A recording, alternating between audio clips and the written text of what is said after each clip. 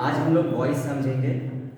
Voice का active voice में जैसे एक एग्जाम्पल हम लोग ले रहे हैं, Ram can drive a car. तो मेरा सबसे पहला जिम्मेदारी होगा उसको कैटेगरी में डालना कि कौन क्या क्या है। राम के बारे में बात हो रहा है, राम सब्जेक्ट हो जाएगा, कैन हेल्पिंग वर्ब है, ड्राइव मेन वर्ब है और कार यहाँ पर ऑब्जेक्ट है। अब पैसिव करने के लिए कुछ स्टेप फॉलो करना पड़ता है। फर्स्ट स्टेप है ऑब्जेक्ट कन्वर्टेड टू सब्जेक्ट। ये वाला जो ऑब्जेक्ट है ये सब्जेक्ट के क्षेत्र में आएगा, जैसे कि अकार यहाँ आ गया। Second step helping verb change according to chart. Helping verb जो है चार्ट के हिसाब से बदलेगा, चार्ट आपको लर्न करना पड़ेगा। जैसे कि चार्ट में एक्टिव में कैन है तो पैसिव में कैन बी हो जाएगा, तो यहाँ देखिए कैन का कैन बी में बदल गया। उसके बाद third step main verb always change into third form. यहाँ आपको थर्ड फॉर्म याद रखना पड़ेगा, जैसे कि ड्राइव गाड़ी चलाना, ये मेन वर्ब है तो ड्राइव का थर्ड फॉर्म है ड्राइव, ड्रोव, ड्रिवन। तो answer always in third form, तो ड्राइव का थर्ड फॉर्म है ड्रिवन, तो ड्रिवन आएगा यहाँ पर। उसके बाद स्टेप फोर्थ बाइंडर लगता है। बाइंडर में हम लोग नॉर्मली बाय लगाते हैं कब? When verb is in action, जब वर्ब आंखों से दिखता है, बेसिकली ऐसा समझ लो। जैसे कि गाड़ी का चलाना आंखों से दिखेगा तो यहाँ पर बाय का इस्तेमाल करेंगे। उसके बाद फिफ्थ स्टेप है सब्जेक्ट कन्वर्टेड टू ऑब्जेक्ट। ये जो सब्जेक्ट है ये ऑब्जेक्ट के क्षेत्र में चल जाएगा, तो बाय राम इधर हो गया। नॉर्मली आपका वॉइस यहाँ तक खत्म हो गया, लेकिन अगर एक एक्स्ट्रा वहाँ पर दिया है जैसे कि विथ लेग्स, तो एक्स्ट्रा का साथ करते क्या है? एक्स्ट्रा हमेशा जो बाई वाली बातें आप बोले हैं उससे ठीक पहले एक्स्ट्रा आ जाएगा, यही उसका पोजीशन है। पोजीशन रॉन्ग नहीं करना है। आंसर क्या बना? A car can be driven with legs by Ram. ऊपर वाला एक्टिव और नीचे वाला पैसिव में क्यों हम लोग चेंज करते हैं? ऊपर में फोकस राम की तरफ है कि राम ही यहाँ पर मेन करता है, और यहाँ पर कार फोकस है, कार रिसीव कर रहा है काम को, तो ये पैसिव हो गया। अब देखिए जैसे why did Ram drink coffee, Ram ने कॉफी क्यों पिया, इसका पहले वाला एडजेक्टिव सेंटेंस में किए थे, ये इंटरोगेटिव में है। तो ये इंटरोगेटिव का फ्रेमिंग कैसे बनेगा? सबसे पहले WH वाली बातें आती हैं, फिर हेल्पिंग वर्ब आता है डिड, फिर राम यहाँ पर आपका सब्जेक्ट है, ड्रिंक आपका मेन वर्ब है और कॉफी यहाँ पर ऑब्जेक्ट है।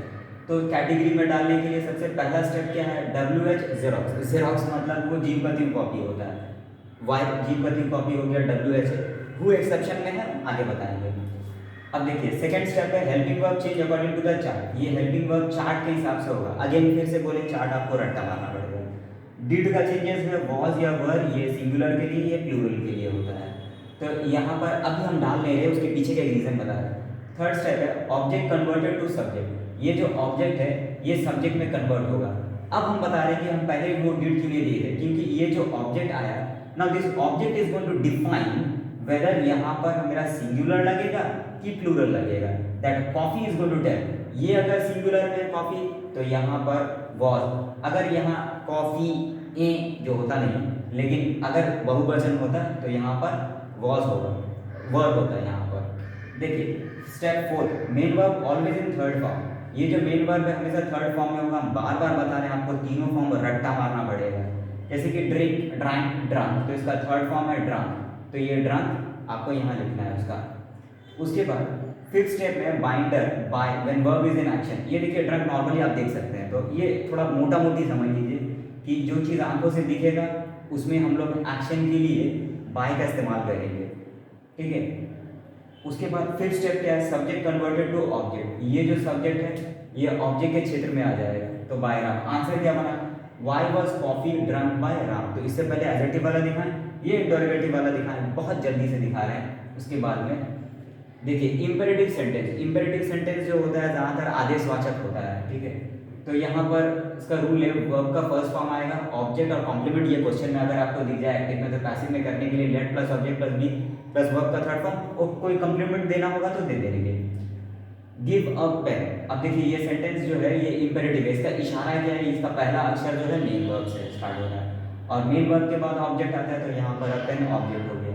पैसिव बनाने के लिए ये रूल है इसका, सबसे पहले लेट उतारना है, तो लेट आ गया। उसके बाद ऑब्जेक्ट लाना है, ऑब्जेक्ट क्या है? पेन, यहाँ पर आ गया। फिर बी देना है, देखिए बी आ गया। वर्ब का थर्ड फॉर्म चाहिए। अब गिव का थर्ड फॉर्म प्लीज बोल रहे हैं, आपको रट्टा मारना पड़ेगा, गिव, गिव, गिवन, तो ये थर्ड फॉर्म यहाँ पर आएगा गिवन। तो इस तरह से आपका इंपेरेटिव सॉल्व हो गया।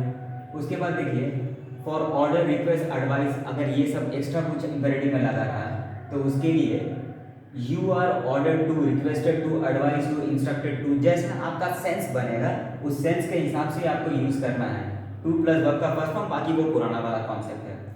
डू द सम्स, ये कोई टीचर कोई स्टूडेंट से बोल रहा है तो ये देखिए डू आपका मेन वर्ब है, सम्स आपका ऑब्जेक्ट है, इम्पेरेटिव सेंटेंस है। तो उसके लिए रूल है यू आर इंस्ट्रक्टेड टू सबसे पहले लेना होगा, क्योंकि यहाँ पर एक टीचर स्टूडेंट को बोल रहा है, ये सेंस कर लेंगे, ठीक है।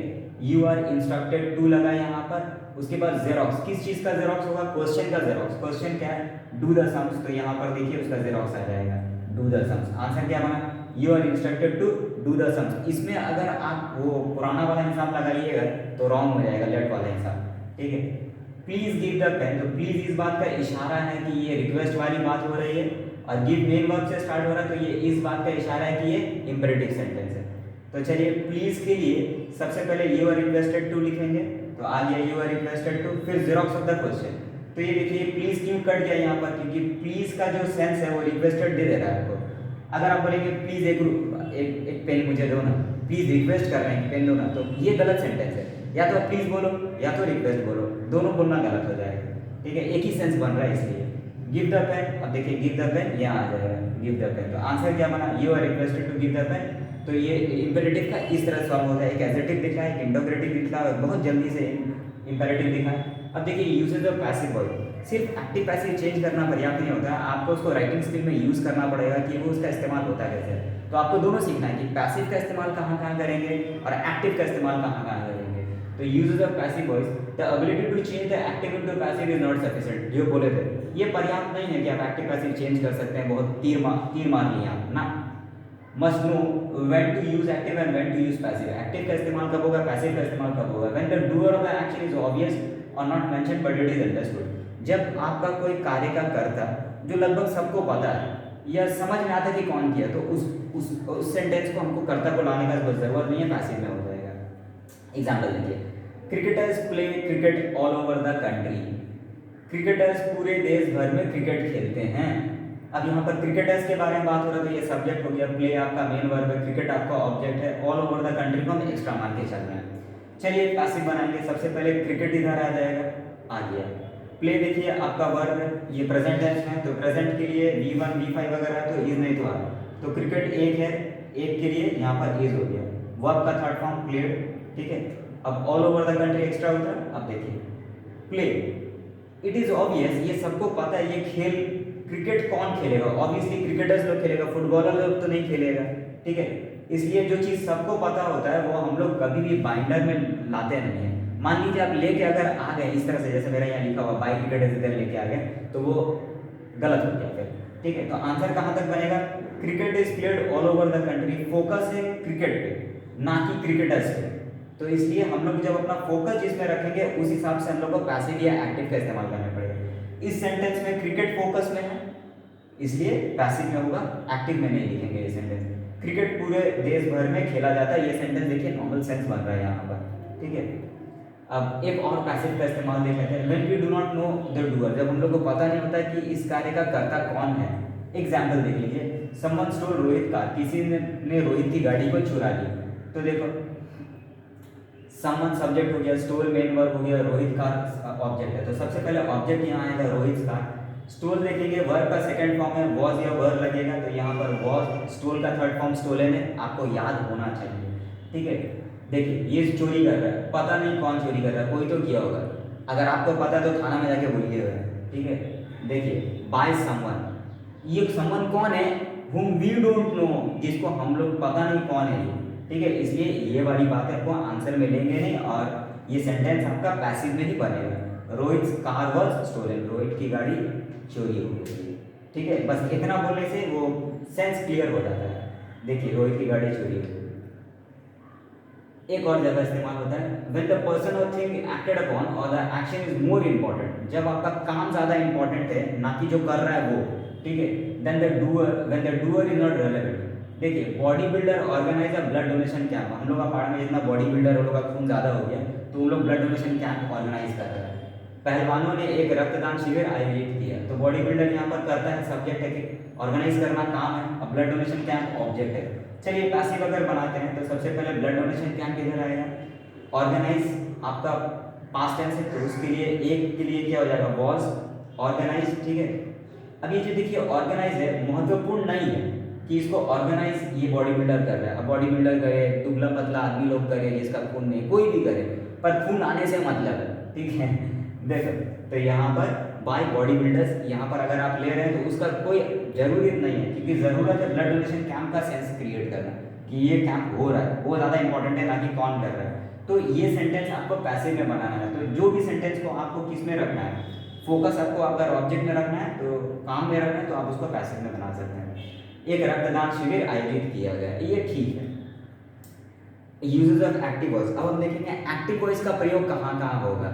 राइटिंग स्किल में उसको भी जरूरत लगता है, जरूरी नहीं कि सबको आप पैसिव वॉइस में बदलते रहो, सीख लिया तो चलो बदलते रहो, ये गलत है। When the doer of the action is relevant is known in or in focus, जब सबको पता है कि कौन किया तो बताना पड़ेगा ना भैया कौन किया है। अब एग्जाम्पल देखिए, राम killed रावण इन त्रेता युग, राम ने रावण को त्रेता युग में मारा, तो यहाँ पर महत्वपूर्ण राम हो जाता है। यहाँ पर राम ने रावण को त्रेता युग में मारा। देखिए राम सब्जेक्ट है, किल्ड वर्ब है, रावण ऑब्जेक्ट है, और इन त्रेता युग को हम एक्स्ट्रा में रखें।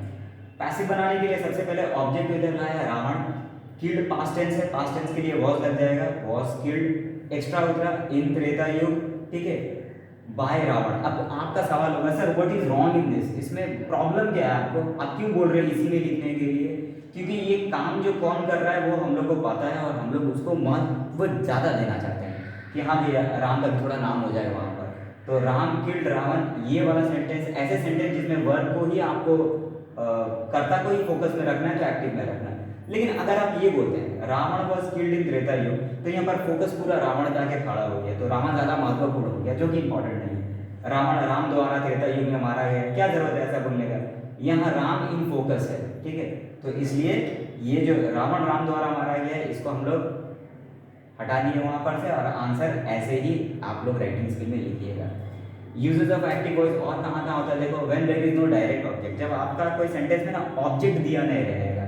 ये ऑब्जेक्ट क्या होता है थोड़ा देख लेते हैं, ठीक है। देखिए the student gossiped many hours, student लोग बकबक किया, घंटों तक बकबक करता गया, ठीक है। छात्रों ने कई घंटों तक बातें की, छात्र यहाँ पर स्टूडेंट सब्जेक्ट हो गया, गॉसिप करना बात करना या मेन वर्ब है। अगर इस गॉसिप में हम एक सवाल पूछे व्हाट, क्या बात किया, तो देखिए इसका कोई आंसर नहीं मिल रहा है। जब आंसर नहीं मिल रहा है तो इसका मतलब ऑब्जेक्ट भी नहीं है, मेनी आवर्स को हम एक्स्ट्रा में ले रहे हैं। चलिए इसका पैसिव ट्राई करते हैं, जबकि हम मना किया कि ऐसे सेंटेंस पैसिव में नहीं बनेगा, आपको एक्टिव में बनाना है क्योंकि यहाँ पर कोई भी ऑब्जेक्ट नहीं है। लेकिन आपका जबरदस्ती नहीं सर बना के दिखाइए, ठीक है। तो जब ऑब्जेक्ट नहीं है तो ऑब्जेक्ट नहीं भी आएगा, नहीं है तो कहाँ से आएगा, गांठ से। देखो गॉसिप V2 है पास्ट टेंस, तो पास्ट टेंस के लिए वॉज लग जाएगा, वॉज गॉसिप, ठीक है। अब 22 10 स्टूडेंट्स उधर आ गया, अब खाली इतना बोले वॉज गॉसिप, बात किया गया, क्या बात किया गया तो समझ में नहीं आया। तो कुछ 150 स्टूडेंट लोग हैं, उन लोग क्या करता है, ये जो मेनी आवर्स है ना, सोचता है अरे यही तो ऑब्जेक्ट होगा, कॉन्सेप्ट नहीं है ऑब्जेक्ट का, पता नहीं कि इसमें व्हाट लगा के सवाल पूछेंगे, जो उत्तर देगा वही ऑब्जेक्ट बनेगा, चलो इसी को अपना ऑब्जेक्ट मान लेते हैं, चलो हम तुमरा थोड़ा देर ये मान लेते हैं। मेनी आवर्स इधर आ जाता है, मेनी आवर्स वर्ड गॉसिप। अब इसका सेंस क्या हुआ ना कि उन लोग जो बात किया वो सिर्फ टाइम का बात किया है, बहुत घंटा का बारे में आप क्या बात कीजिएगा, आप बहुत घंटा में कुछ बात कीजिएगा, बहुत घंटा बात नहीं कीजिएगा, ठीक है। तो कई घंटों की बातें की गई छात्रों द्वारा, तो देखो ये सेंटेंस लग रहा है कैसे सुनने में, कोई बात इतना बेतुका कैसे हो सकता है, एकदम ऊटपटांग लग रहा है सुनने में। इसलिए ये भी आंसर में आपको नहीं लेना, आपको ऐसे ही सेंटेंस बनाना है जहाँ ऑब्जेक्ट नहीं रहेगा। अब यहाँ देखिए usages of active voice, when there is an intransitive verb. अब इंट्रांजिटिव वर्ब किस बला का नाम है देख लेते हैं। अब बेबी स्लीप्स 10 आवर्स डेली, एक बच्चा रोजाना 10 घंटा सोता है। यहाँ पर बेबी सब्जेक्ट हो गया, स्लीप्स आपका मेन वर्ब है। अगर ये स्लीप से आप सवाल पूछे क्या सोता है तो आंसर आना चाहिए भैया नींद सोता है, ठीक है। लेकिन यहाँ कुछ भी नहीं है इसलिए ऑब्जेक्ट नहीं है। कितने देर सोता है 10 hours.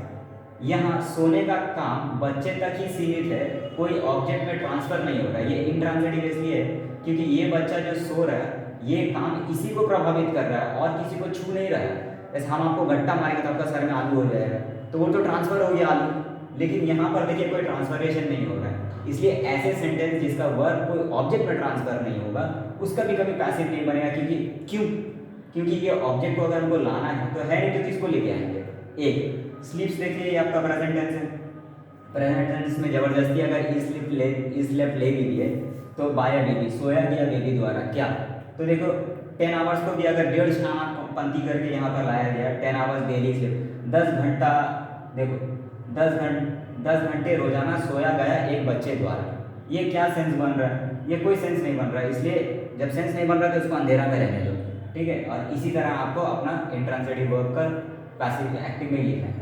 Application of active voice in writing skill, यही जो आप लोग जो सीखे बहुत छोटा टाइम में कि एक्टिव वॉइस और पैसिव वॉइस का इस्तेमाल कहाँ होता है। अब राइटिंग स्किल में कहाँ होगा, अभी भी एक छोटा सा अंधेरापन बन गया है यहाँ पर। अब एक एग्जाम्पल देख लेते हैं।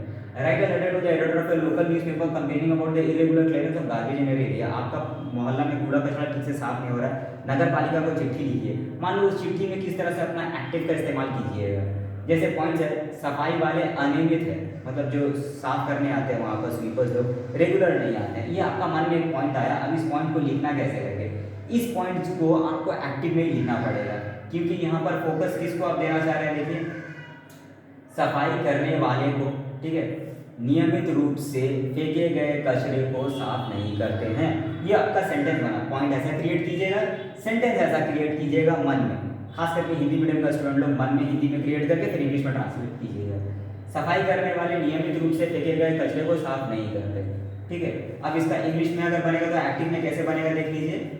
सफाई करने वाले द स्वीपर्स साफ नहीं करते हैं, तो देखो ताते ती में डू डज नेगेटिव क्लियर लगता है, तो यहाँ पर एक से ज़्यादा स्वीपर्स है तो डू लग गया। नॉट क्लीन, डू डज के संग का फर्स्ट फॉर्म आता है। फेंके गए कचड़े को, द डम गार्बेज, ठीक है, नियमित रूप से रेगुलरली। अब इंग्लिश में the sweepers do not clean the डम गार्बेज रेगुलरली। तो यहाँ पर अगर आप चिट्ठी लिख के कंप्लेन कर रहे हैं, अच्छा से रख के दे रहे किसी को, तो स्वीपर्स को ही दे रहे उस लोग के बारे में, तो उसको सामने फोकस में रखना जरूरी है, ना कि कचड़ा को। कचड़ा तो आप लोग फेंके, ठीक है। तो ये देखिए application of passive voice in writing skill. अब राइटिंग स्किल में इसमें देखिए लेटर में पैसिव वॉइस का इस्तेमाल कैसे कीजिएगा। अब जैसे आपको वही क्वेश्चन में बोलना है कि कुछ सजेशन देना है कि रोज इसको रेगुलरली ब्लीचिंग पाउडर पड़ानी चाहिए, तो ब्लीचिंग पाउडर का छिड़काव, ये पॉइंट आपका मन में आया और इससे कोई सेंटेंस क्रिएट करना है। ब्लीचिंग पाउडर और फिनाइल को निवारक उपयोग के रूप में नियमित रूप से छिड़काव किया जाना चाहिए। ऐसा आप लेटर में सजेशन दे रहे हैं नगर पालिका को कि भैया ये आपको करना चाहिए। तो यहाँ पर फोकस कौन है, फोकस है देखिए ब्लीचिंग पाउडर एंड फिनाइल, इसी के बारे में हम बात कर रहे हैं। अब चाहे उसको काउंसिलर खुद आके फेंके या किसी का हाथों स्वीपर्स लोग के द्वारा काम करा, दैट इज नॉट इम्पॉर्टेंट। आप वहाँ पर मालिक हो, जनता हो, इंपॉर्टेंट आपके लिए है कि ब्लीचिंग पाउडर फेंका जा रहा है। अब चाहे कोई फेंके, आपका सर दर्द नहीं है। तो इसलिए यहाँ पर कर जो ऑब्जेक्ट है वो ज़्यादा फोकस में है, छिड़काव किया जाना चाहिए। जब भी शब्द आ जाएगा ना तो उसके लिए एक्टिव में शुड और पैसिव में शुड भी। तो यहाँ पर देखिए ब्लीचिंग पाउडर किसी को छीटेगा या कोई ब्लीचिंग पाउडर को छीटेगा, तो कोई ब्लीचिंग पाउडर को छीटेगा पैसिव वॉइस। पैसिव वॉइस के लिए बी लग गया, वर्ब का थर्ड फॉर्म हो गया यहाँ पर। नियमित रूप से रेगुलरली, और देखिए निवारक उपयोग के रूप में एज अ प्रिवेंटिव मेजर्स। तो इस तरह से आपको समझ में आया कि कब पैसिव का इस्तेमाल करना है, फोकस किस पे है, और कब एक्टिव का इस्तेमाल करना अपना राइटिंग स्किल में। अच्छा अब यहाँ देखिए जैसे इसका पहले हम आपको बताए थे कि वो लेटर में किस तरह से आप इस्तेमाल कीजिएगा, इसमें नोटिस में किस तरह से आप अपना एक्टिव पैसिव इस्तेमाल कीजिएगा। बेसिकली पैसिव इस्तेमाल होता है as a secretary of your local club write a notice informing about a blood donation camp to the residents of the locality. आपका लोकेलिटी में जितना आदमी लोग हैं उन लोग को बोलिए कि तो ब्लड डोनेशन कैंप हो रहा है। तो देखो भोजन और उपहार जो लोग फूल देने आएगा उन लोग को मिलेगा, ऐसा पॉइंट आपका दिमाग में आया तो सेंटेंस आप ऐसा बनाइएगा, भोजन और उपहार दानदाताओं को दिया जाएगा, ऐसा मन में एक तो फ्रेम कर लिए। अब उसका इंग्लिश ट्रांसलेट कर लीजिएगा। तो देखिए भोजन और उपहार के बारे में बात हो रहा है, तो यहाँ पर टिफिन एंड गिफ्ट्स आप अपना सब्जेक्ट में रखें, ठीक है। दिया जाएगा, गा गी के लिए विल और विल बी, टिफिन और गिफ्ट्स ऑब्जेक्ट है, माने कर्ता नहीं हो सकता, कर्म है, रिसीवर है, विल बी गिवन, ठीक है। तो इसलिए यहाँ पैसिव हो गया, विल बी, और वर्ब का थर्ड फॉर्म हो गया। दानदाताओं को, टू द डोनर्स, एक्स्ट्रा कुछ नहीं, बात नहीं करेंगे। तो आपको सारा बात ऐसा लिखना इसलिए पड़ेगा क्योंकि कौन टिफिन दे रहा है वो ज़्यादा इंपॉर्टेंट नहीं, इंपॉर्टेंट है टिफिन दिया जाएगा, यही सुन के लोग आएंगे खून देने के लिए, ठीक है। तो इसलिए आप इसको फोकस में रखें, तो ये हमेशा पैसिव में ही कर्म अर्थात ऑब्जेक्ट रहेगा। अब देखिए ऑरेंज जूस का जैसे बारे में हो रहा है, तो ये पैराग्राफ तो नहीं है, ये आपका प्रोसेसिंग है। क्लास 9-10 का स्टूडेंट लोग के लिए बता रहे हैं कि प्रोसेसिंग में पैसिव वॉइस का इस्तेमाल ही होता है और कैसे होता है। देखिए अब जैसे वहाँ पॉइंट ऐसा दिया रहेगा, buy oranges from the market, sorted, rotten, आप लोग देखिएगा क्वेश्चन बंच वगैरह में है, ठीक है। अब ये पॉइंट्स है जैसे कि buy oranges from the market, हम सिर्फ एक सैंपल दिखा रहे हैं ये वाला, कि इसको विस्तार कैसे दीजिएगा। देखिए बाय आपका वर्ब है, ऑरेंजेस आपका ऑब्जेक्ट है, फ्रॉम प्रेपोजिशन है, प्रेपोजिशन के बाद सारी बातें एक्स्ट्रा देते हैं। अब देखिए बाइंडर प्लस ऑब्जेक्ट इज में तो आर प्लस वर्ब का थर्ड फॉर्म प्लस एक्स्ट्रा, जब प्रोसेस में डिटेल वीडियो बनाएंगे तो उसमें बताएंगे ये रूल कैसे आएगा। तो सबसे पहले एक बाइंडर ले लिया फर्स्ट ऑफ ऑल, फिर ऑब्जेक्ट लेंगे। ऑब्जेक्ट क्या है, ऑरेंजेस, इधर आ गया। अब देखिए ऑरेंजेस प्लूरल है, तो ये बाय जो है ये प्लूरल के लिए इज नहीं तो आर। अब ऑरेंजेस एक से ज़्यादा के लिए आर लेंगे हम लोग यहाँ पर, ठीक है। वर्ब का थर्ड फॉर्म लेना है, तो बाय का थर्ड फॉर्म क्या है, बॉट आ गया यहाँ पर। अब फ्रॉम एक्स्ट्रा है तो एक्स्ट्रा का जगह में आएगा फ्रॉम द मार्केट। आंसर बना first of all oranges are bought from the market. इस तरह से पैसिव का इस्तेमाल आप लोग कीजिएगा, किसमें, आप लोग का प्रोसेसिंग में।